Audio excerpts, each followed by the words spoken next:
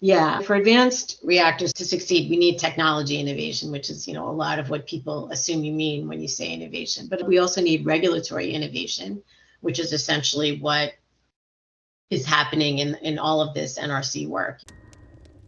Just because the facts are A, if the narrative is B and everyone believes the narrative, then B is what matters. But it's our job in our industry to speak up proudly, soberly, and to engage people in this dialogue. Those 2.5 billion people that are in energy poverty, they need us. America cannot meet this threat alone. If there is a single country, of course, the world cannot meet it without America. that is willing to We're going to need you, the next generation, to finish the overhaul job. nuclear regulation, We need scientists to design new and fuels. focus on net public We benefit need engineers to invent new technologies. We over absurd levels of radiation need protection, entrepreneurs to sell those technologies. then we will march towards this. We need workers to operate assembly lines that hum with high-tech, zero-carbon We have components. unlimited prosperity for all humans. We need diplomats and businessmen and women and Peace Corps volunteers to help developing nations skip past the dirty phase of development and transition to sustainable sources of energy. In other words, we need you. Okay, welcome to another episode of the Fire Division podcast. My name is Mark Heineman, and we're joined today by Judi Greenwald, Executive Director of Nuclear Innovation Alliance. Judi, how you doing? Good. How are you? Thanks for having me. I'm doing great. Judi, for the audience's sake, why don't you just go ahead and give them a 30 to 60-second intro, and then we can kind of dive more into your background. Sure. Judi Greenwald. I'm the Executive Director of the Nuclear Innovation Alliance, or NIA.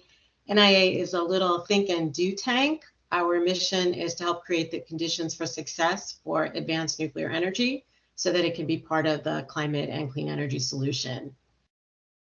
Excellent. Okay. Well, Judi, where'd you get your start? Surely this isn't your first rodeo, so yeah, tell us a little bit about how you got into the nuclear space. So it's a very long story. So it depends how far back you want to go. I've been doing energy and environmental policy for quite some time. My career has been about half inside the government and about half in the nonprofit sector, working on energy and environmental policy, mostly climate as it became the more central issue in both of those spheres, but also other environmental issues and other energy issues. Okay. So what kind of organizations did you work at?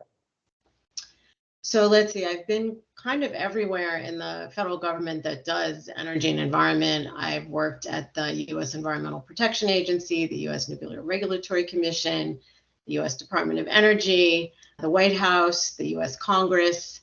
And in the nonprofit sector, I was at the Pew Center for Global Climate Change, which later became the Center for Climate and Energy Solutions. And I've also been most recently at NIA, and I also did some consulting over the years between these various jobs. Wow. Yeah. So definitely plugged in the DC energy space. Has it been in DC the whole time or elsewhere? Yeah. I actually came here right after college, and then I went to night school here and got my master's actually while I was working at the Environmental Protection Agency. So my undergrad is a Bachelor of Science in Engineering from Princeton University. And I have a master's in public policy and science. Actually, the program was science, technology, and public policy at George Washington University. That's awesome. Since you were at the EPA, have you seen it change, or when you were there, did you see it change much? I think it has changed. When I was there, it was a relatively young agency, although I was also there during the Reagan administration, which was a difficult time for EPA, or I was actually there like at the end of that, when Bill Ruckelshaus returned after this was his second stint at the Environmental Protection Agency, and he sort of revitalized it again. So I actually was at EPA at a very interesting time. Gotcha. And I guess I'm not familiar with Bill or the background on that, so forgive me. Oh, so Bill Ruckelshaus was the first EPA administrator way back when the agency started. And then Gotcha. Under the Reagan administration, the agency went into sort of a crisis. There was an administrator named Ann Gorsuch who was very controversial, and the agency was mired in a lot of scandals. And then she left, and Bill Ruckelshaus came in, and was almost like a guy coming in riding on a white horse. and got to work with him, which was very exciting. Excellent. On the show and on previous episodes, we talked a lot about the NRC, and there's perhaps a lot to unpack there, and so we don't have to dive deep into it, but I am just curious on your perspective. You worked there, correct? Correct, I didn't miss that. Yes, also earlier in my career, so it's been a while, yeah. Sure. I guess, do you have perspective perhaps on the NRC from your time working there? And then maybe we could dive in a little bit more later too from your work with NIA. And I can color that question more, provide more context, but I'm just kind of interested in asking it open-ended. Yeah, a little bit. I mean, I would say that having worked at DOE, EPA, and NRC, I mean, among other places, but sort of 3 federal agencies, they each have their culture, which is kind of interesting, which seems to persist despite change over time. NRC tends to be, especially in comparison to EPA, more hierarchical. I do remember at NRC, it was very much, you went through your boss and your boss's boss and your boss, there was definitely a very clear hierarchy, whereas EPA was more fluid, a little bit more interactive, and just a feel of a little bit of a less rigid place. The thing that was sort of nice, though, about NRC, and every culture has its sort of pros and cons, is it had a bit of a military feel. There were a lot of ex-nuclear Navy people at NRC. I think that's still the case. And so there was this sort of hierarchical issue, but there was also a lot of the good side of in my view, the military culture, a lot of emphasis on training and keeping your skills up, and a real sense of mission and purpose, the clear idea that you are really protecting the safety. And then you had that similarly at EPA, really clear sense of the environmental mission. I do think that at both NRC and DOE, I found there was more emphasis on the technical side, that was sort of the feels. Both places had that feel, whereas EPA was a little more lawyerly. There was at EPA, there's always the fear of there's so many opportunities to sue. EPA gets sued all the time. So there was much more of a sense of the lawyers having a lot to say. And what I've heard is that NRC has actually become more like that over time, which is not ideal. and EPA, I believe, has become a bit less so like that. So it's kind of interesting that there are shifts over time, but also these sort of basic feels of the places. Gotcha.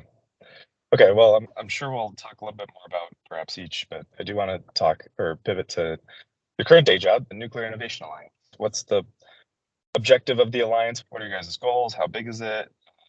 Give us some perspective. Well, as I said, so our mission is to help create the conditions for success for advanced reactors so they can be part of the climate and clean energy solution. So we have a public interest in advanced nuclear energy. And this is a bit of a shift in the nuclear energy world.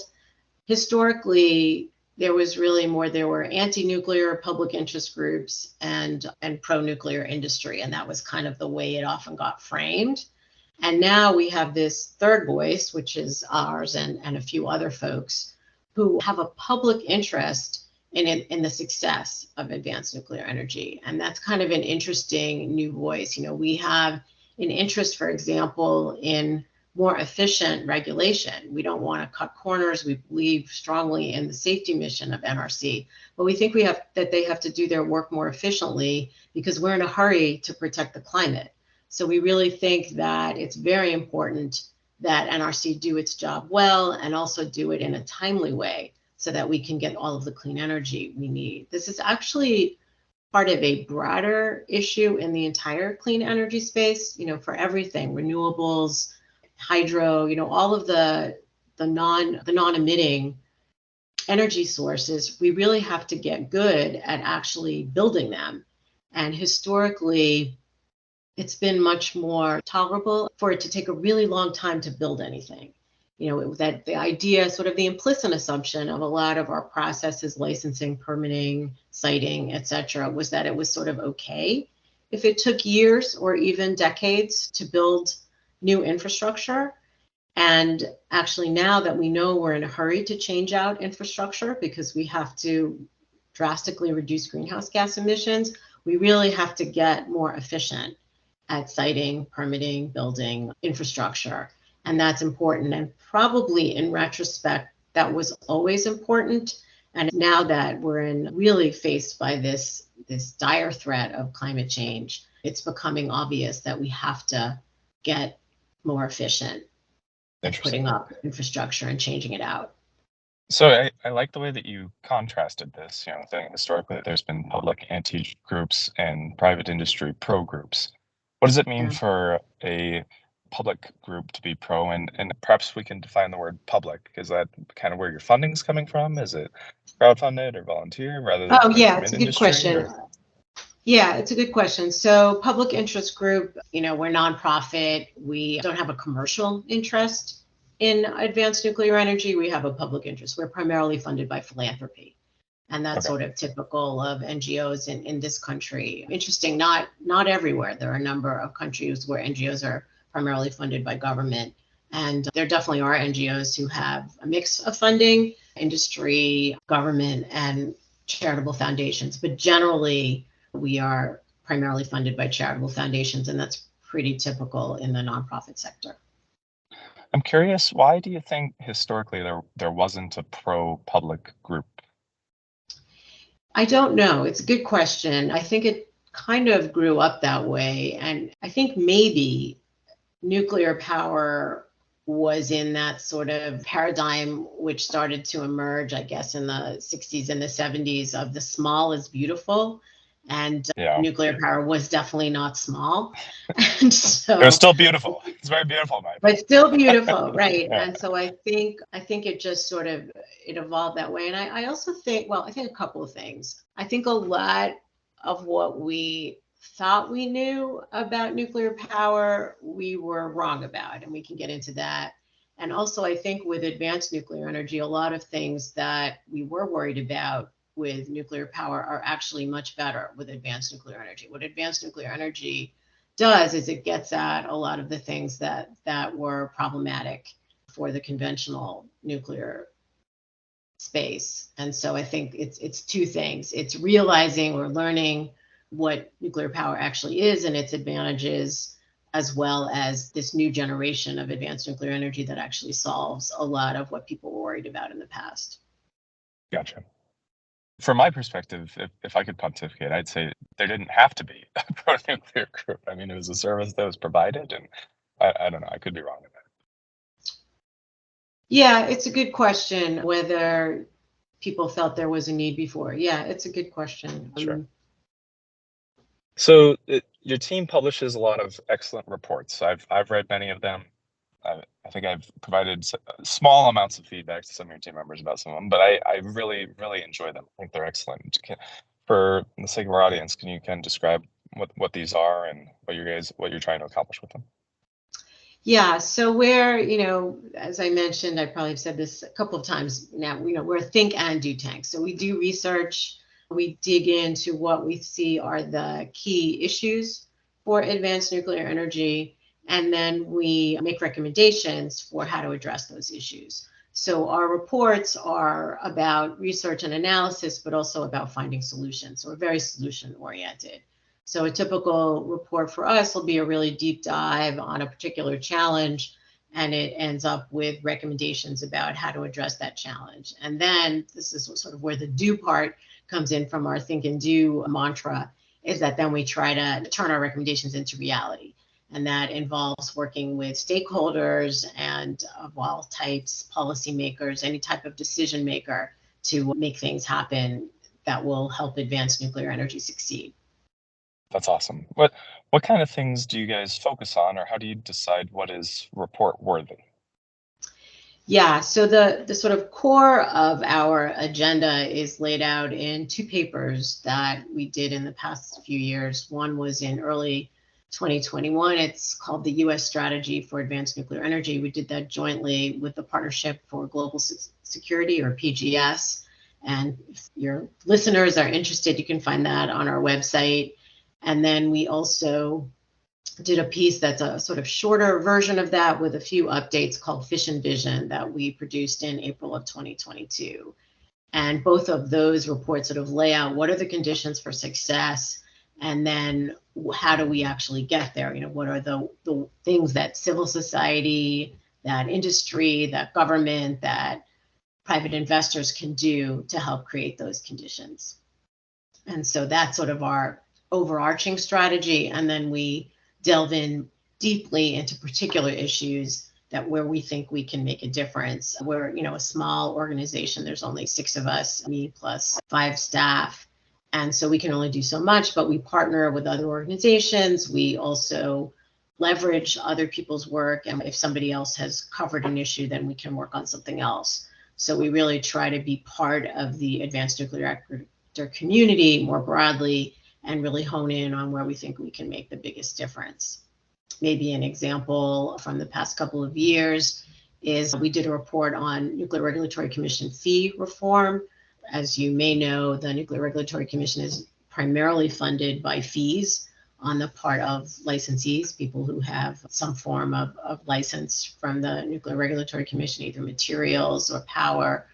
And that's primarily how the agency is funded. And we did a deep dive on that model of how the NRC is funded now, and also looked at other agencies who are funded differently. And it turns out NRC is quite unusual in the extent to which it's fee funded. There are other agencies where their fees are part of their funding stream, but in the case of the Nuclear Regulatory Commission, it's about 90%. So it's a very high fraction is fee funded, which is unusual, and it creates some interesting problems in our view.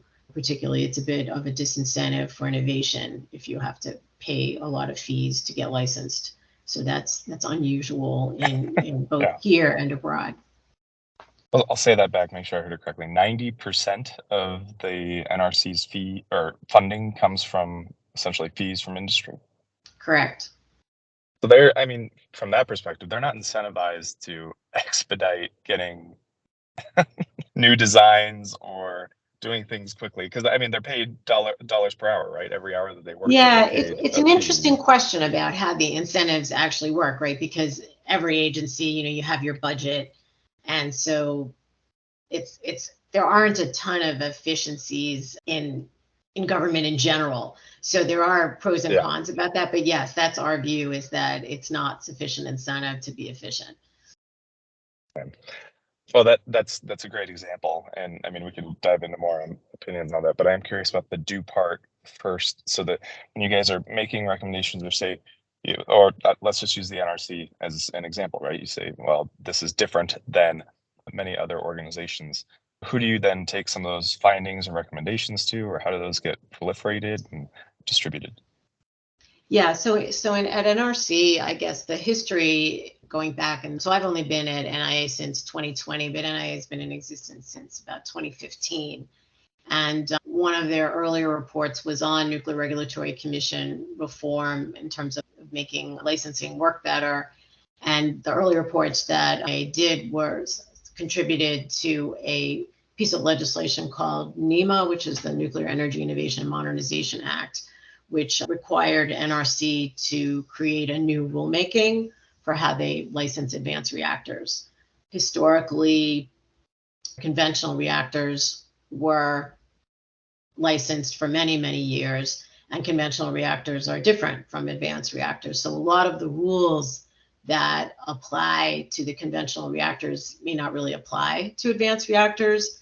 And you can license an advanced reactor under existing rules. And in fact, about a dozen advanced reactor developers are in the process of either pre-engagement with NRC or actual formal licensing applications with NRC and are working under existing rules. So it is possible to license an advanced reactor under existing rules, but it's complicated. You have to ask for a lot of exemptions because there are a number of rules that don't apply. You know, it would be like applying to meet standards for a combustion vehicle if you're an electric vehicle. There are many things that do apply, but there are many things that don't. So Congress told NRC to do this new rulemaking to take a different approach. It's referred to as the Part 53 rulemaking, And it's supposed to be a risk-informed, performance-based, technology-inclusive approach to advanced reactor licensing. And the agency is working on that now. That legislation passed in 2019, and they gave them about, I guess, 7 years, depending how you count. And their deadline is to be done by 2027, although they're trying to do it faster. Gotcha. To clarify, what was your guys' role in helping with that? Yeah, so we did this report that informed Congress. We also advocated for it. And similarly, now at the NRC, we have produced comments. The rulemaking is a little bit complicated for Part 53. They've been in informal rulemaking for the past couple of years, but they've asked for public comments. So we submitted public comments on the rulemaking just a couple of weeks ago. We did a brief on Part 53 saying how we think it ought to be fixed to the preliminary draft that's out there, and also basically advocating that the commission should fix it. What happens at NRC is that the staff submits a proposed draft rule up to the commission. There's 5 commissioners at NRC. It's a little bit like the Federal Energy Regulatory Commission. It's an independent commission. It's got 5 commissioners, and they make the decisions. And this piece basically advocates to the commission that we think they ought to fix it, and also it would be relatively straightforward to fix it. And so it's both a hopeful brief and also quite a specific in terms of what ought to happen. So we develop very big views about what we think ought to happen, and then we try to make it happen. I love that. That's a great anecdote to kind of demonstrate your guys' process. I do want to ask one more follow-up question about it. From what I've heard of Part 53, or perhaps it's just getting the executive summary of your guys' recommendation, but I've heard that it's going slow, and there's some people that think that the NRC isn't going to make this NEMA objective or goals of the timeline. They're trying to do it faster, but curious on your guys' perspective and perhaps what your recommendation was. Yeah, so the timing issue around Part 53 got sort of complicated. So the original statute said, I think 7 years. I guess it depends what you count from, because it was 2019. Maybe it's the end of 2019, because they're supposed to be done by 2027.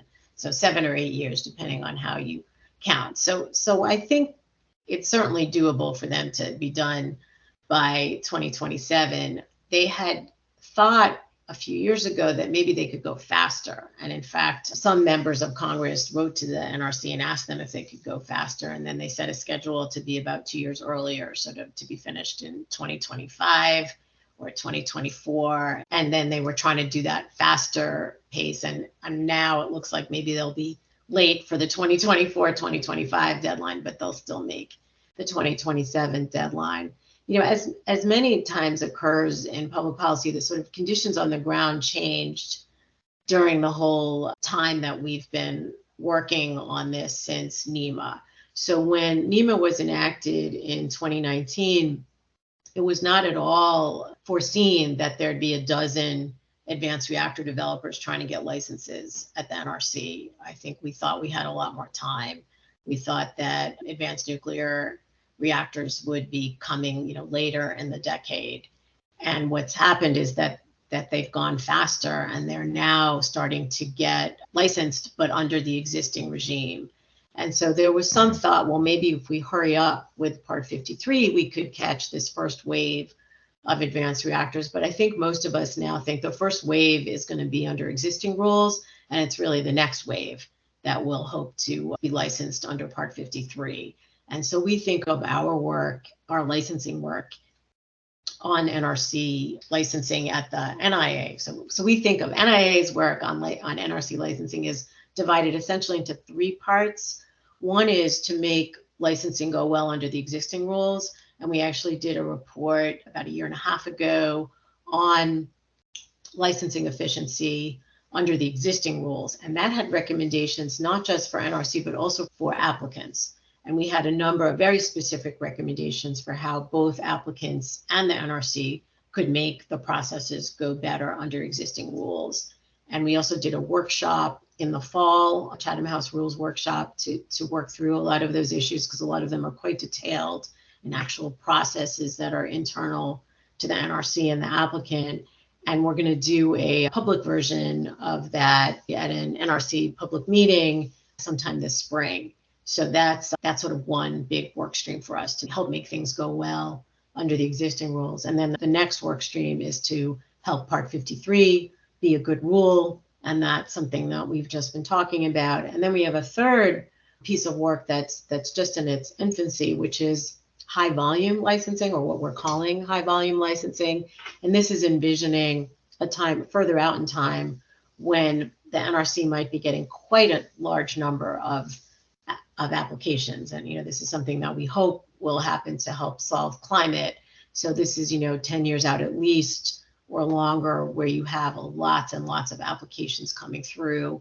And that would require a more fundamental change in how NRC does its licensing. And would also probably require a fundamental change on the part of applicants, because we'd probably need a lot more standardization of designs in order for NRC to really rapidly license advanced nuclear reactors.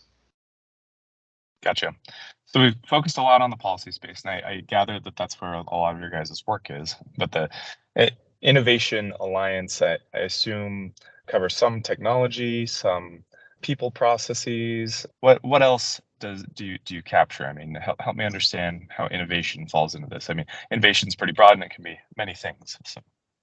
Yeah, for advanced reactors to succeed, we need technology innovation, which is, a lot of what people assume you mean when you say innovation. But we also need regulatory innovation, which is essentially what is happening in all of this NRC work. We need innovation to make the current rules go better. We need innovation to have a new rule, and we need innovation over time to make the high volume licensing work. So we need regulatory innovation, which at the moment is kind of a mutually, hopefully reinforcing process that is both inside the NRC as well as by the applicants. So that's something that's happening now and almost in a one-off way at these first set of applications, and then hopefully will happen through this rule, and then some kind of new set of rules in the future. So that's another whole piece. So our innovation work is related to our regulatory modernization work.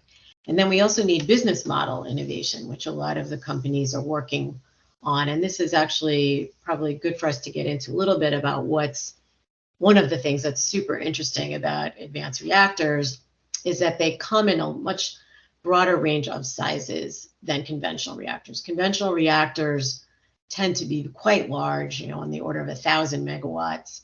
And you can have advanced reactors that large, but they tend to come in smaller increments. And when they do get to that very large size, they tend to be modular. They sort of come in modules. And that really helps, because one of the huge challenges for conventional reactors over the past couple of decades has been that they turn into these really large, these mega projects, which are very hard to manage, and they're prone to cost overruns and delays. And so if you can build these reactors in smaller increments, either modularized or just smaller plants, they're much less financially risky, they're much easier to manage, and so you can get much greater confidence that they'll come in on time and on budget. And that's really helpful for getting them financed, as well as getting them built, and also for them to compete against other forms of energy that come in these smaller or mid sizes. So that whole size issue and the way you fit into the power system is really important. The other thing that is exciting about them is this modularity allows you to make more of the plant at the factory as opposed to on site. A lot of most of the reactors we have now were essentially stick built on site, and they're basically bespoke.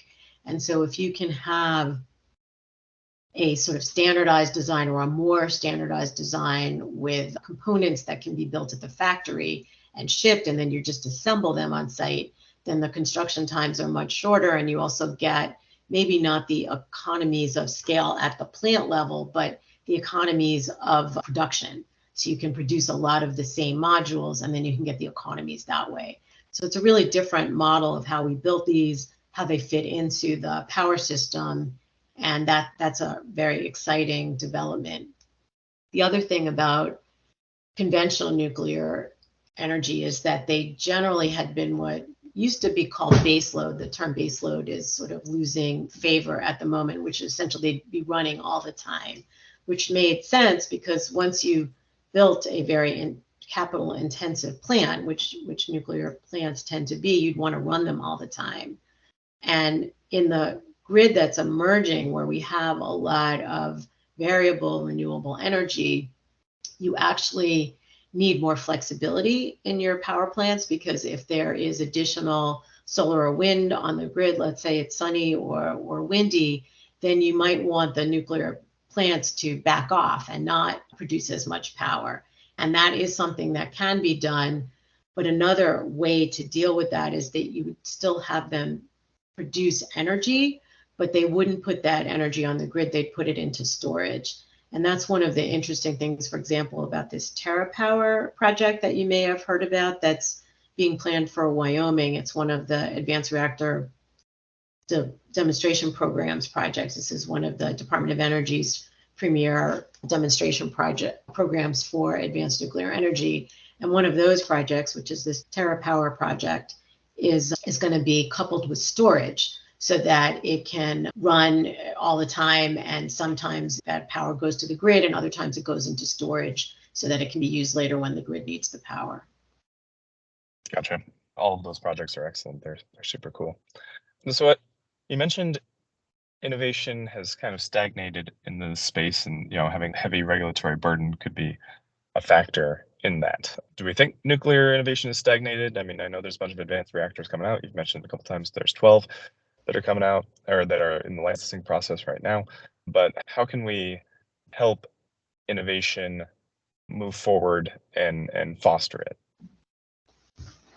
So I think innovation did stagnate, and that now, at least technology innovation did stagnate, and that now it's back. We have a dozen developers who are trying to get licenses, but there's many more developers who are working on various stages of technology. There's essentially a blossoming now of advanced nuclear technology innovation, which is super exciting. And this is not sort of your grandfather's nuclear industry. This is a lot of people coming into the space who are much more entrepreneurial, which was traditionally not the culture of the nuclear industry. So there's both a cultural change and a innovation change, where you have a plethora of designs coming out. So it's very exciting what's going on the technology front on advanced nuclear energy. And what we need is the regulatory side to be able to innovate to match that. And we also need public and private investment to help translate these technology innovations into actually working power plants that can help us meet our climate and energy challenges. I think historically, nuclear energy was not sufficiently valued for its climate benefits. And now, as more and more as we realize that we need those climate benefits, I think people are coming around to the idea that we really need nuclear energy, and we have to make sure that it works and that it's safe, but we really need it. Got it. It's funny, not everyone agrees that it's clean. I have direct exposure to that being in Colorado. The state Senate just voted down a bill that claims that nuclear shouldn't be included in the definition of clean. I think you and I would absolutely disagree with that. So I'm curious on how we can convince key stakeholders otherwise. Yeah, so I do think it's shifting. I'd say within the environmental community, there's a bit of a generational divide. I mean, it's not completely easy to categorize that way, but I'd say generally a lot of environmentalists who grew up being anti-nuclear are having trouble change their minds, whereas a lot of the younger environmentalists who are coming to environmentalism primarily through the climate lens find it much easier to embrace nuclear power, and they don't have sort of this history of being anti-nuclear. I mean, I'd say everyone agrees, because it's just a fact, that nuclear power is low carbon. I mean, that's definitely true. It's, a zero carbon emitting energy source. And that is clear. The issues that arise are around questions about the waste and safety. And, that is something that, our view is that these plants are actually quite safe. They, of course, have to be heavily regulated to make sure that they're safe. And also that the waste issue is important and has to be managed, but actually nuclear waste is relatively easy to manage compared to waste streams from other energy technologies. the volumes of nuclear waste are quite small compared to the volumes of waste from other competing energy technologies. And they're actually it's easy to detect radiation. So you know that you can keep the radioactive waste away from people. And so the wastes are relatively straightforward to manage. And the industry and government have done a good job over the past several decades of keeping the waste away from people. You know, one of the things you learn if you take a toxicology class is that the dose makes the poison. And if you keep the waste away from people, then no one will get exposed to it, and it's not going to impose any risk on anyone. But you just have to carefully manage it. And the industry, actually, the standards and the requirements and actually the practices for managing nuclear waste are really better actually than any other waste stream. So we've done a good job managing the waste. We have to make sure that we continue to do a good job. And we do need to find a permanent solution, which has thus far eluded us in the US, but we are managing it well as an interim basis on most of the waste now from commercial nuclear energy is on site at the nuclear power plants around the country. When it first comes out of the plant, put in concrete casks that are quite safe and keep them away from anybody getting exposed to them. Gotcha. So what are some of the major risks that the nuclear industry faces moving forward? So probably it's this on the business side, and it's really up to the industry to make sure that this becomes viable commercially. You know, it's going to be primarily their responsibility to make sure the technologies work, that they come in at a reasonable cost, that they can compete with other forms of energy. And so it's mostly going to be on them. Public policy, though, can do quite a bit. You know, if we value the benefits of nuclear energy as we do value the benefits of other zero carbon energy sources, that makes a huge difference. Just in August of 22, we enacted in this country the Inflation Reduction Act, which included clean electricity tax credits, for which advanced nuclear energy is eligible, and that's huge. So actually having tax credits available for advanced nuclear energy helps a lot on the financing side, and also is a statement from our government and, you know, us as a society that this is valued. And so that makes a big difference. And then we have these public-private partnerships like the Advanced Reactor Demonstration Program, which are very important, where you have the federal government cost sharing with the private sector to demonstrate these new technologies. And you need both. You really need the public policy side to make sure that the public benefits are valued. And you also need the commercial side where you have a business case that these plants can ultimately be commercialized and survive on their own without the government policies. So that's kind of the mix of policies and commercial activity that we need. We also need private investment. That's another work stream. That's something we spend a lot of time on at the Nuclear Innovation Alliance. We do a lot of education of the financial sector, private potential investors. We did a couple of papers. One was a due diligence guide for potential private investors in advanced nuclear energy. We also did a paper on why advanced nuclear energy ought to be considered an ESG investment, environment, social, and governance friendly investment. And we also co-sponsored the first Advanced Reactor Finance Conference last year in New York City. We co-sponsored that with Guggenheim and several other organizations, and we're actually going to have the second, what's going to become an annual event of advanced nuclear reactor finance conferences in New York at the end of this month. We also have a stakeholder working group on advanced reactor finance that we convene, and that's a mix of NGOs and companies and potential investors. And we have weighed in, for example, the Securities and Exchange Commission had a rulemaking on the definition of sustainability that we commented on, and said basically that we thought zero carbon was the primary measure of sustainability, and that therefore advanced nuclear reactors would meet that criterion. So we do a lot of work on educating that sector, but we definitely need private finance as well as public finance in order for this to be successful. Oh, I should mention one other thing.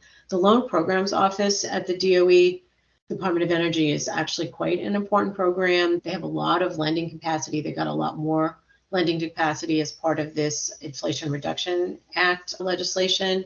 And so they are open for any type of clean energy investment, including advanced nuclear energy. And the head of that office, Jigar Shah, is very interested in investing in nuclear energy as long as he gets the right kinds of applications. So there's a lot of potential for getting federally backed loans for advanced nuclear energy.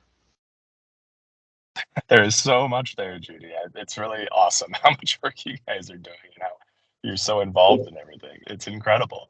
I can tell we need. I mean, trying to just capture kind of what you and NIA holistically through this conversation, but I can tell that we need to have you back on anytime that you guys release a report and just to talk about your work that you're doing. It's really phenomenal. Yeah, and advanced nuclear energy is definitely having a moment. And so I feel lucky that I got to work on it right now. There's just so much going on multiple fronts. And it's kind of like popcorn where all of these things are mutually reinforcing. The government incentives are encouraging the private sector innovation is encouraging government to pay attention and incentivize it. So it's a lot of mutually reinforcing stuff that's happening. And also civil society is getting more and more excited about advanced nuclear energy as it seems to be more and more viable as a way to help solve our climate problems. So there's a lot of mutually reinforcing activity, and we try to get involved in as much of it as we can. I should say that my career has mostly been in climate and energy solutions, not necessarily nuclear energy. I've done some work on nuclear energy over the years, but what I've tried to do in my career and what I'm doing now is try to pick spots where I feel like I can make a difference. And so it's a really exciting moment to be working on advanced nuclear energy, and that's why I'm working on it now. Yeah, that's awesome. Well, I think that all of your guys' work that you're doing is making a huge difference. So I've got 2 more questions for you. The first is a shameless plug for you guys. You're publicly funded or public thinking do tank, but where can people find more information about you? How can they support you? I assume you guys take donations, but being a nonprofit. Let's give you the chance to promote yourself.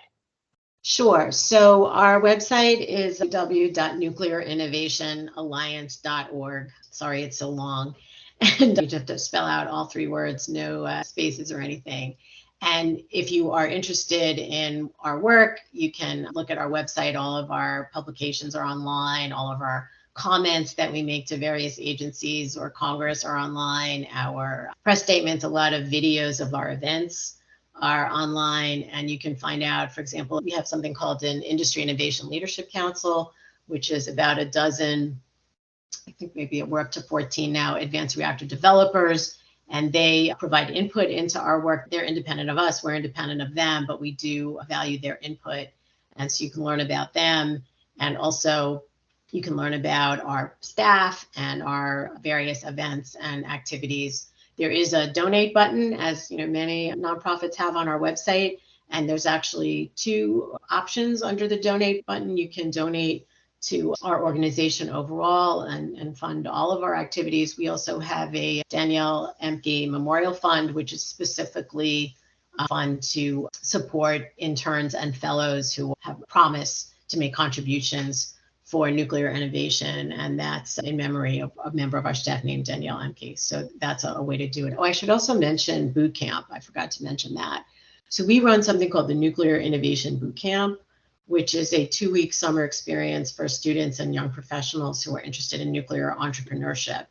And last summer we did it at the University of Wisconsin, and then this coming summer in 2023, it's going to be in Japan. And as part of our 2-week experience, they'll learn about entrepreneurship. The typical way that boot camp works is we divide everyone into groups, and then they have to basically develop some type of enterprise. And then at the end of the boot camp, it culminates in a pitch competition with judges, and they figure out who's got the best entrepreneurship idea. So it's a really fun as well as intense and exciting experience. And this coming summer, it's going to be in Japan. And for a couple of days, we're going to go see Fukushima.